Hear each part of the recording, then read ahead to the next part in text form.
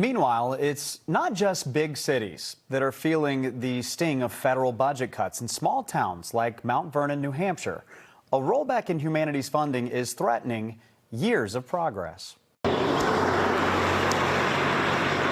On Mount Vernon's Main Street, this modest library is said to be the heart of a growing town.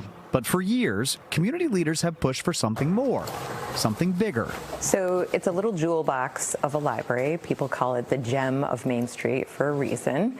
It is quite spectacular in its architecture, but it is very, very small, 1,200 square feet. The effort to expand got a major boost from the National Endowment for the Humanities, a $655,000 grant.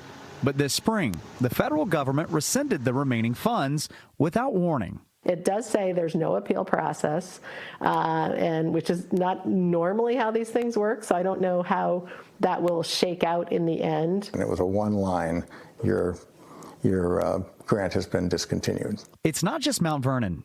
Dozens of small towns and rural projects depend on NEH support, from libraries to museums to archives. Without it, communities are left improvising.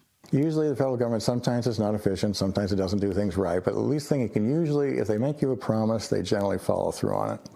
So I was very disappointed.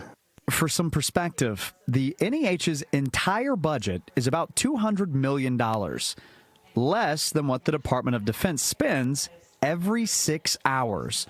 And yet its reach touches towns that rarely see federal investment in education and culture. That's an attack on libraries.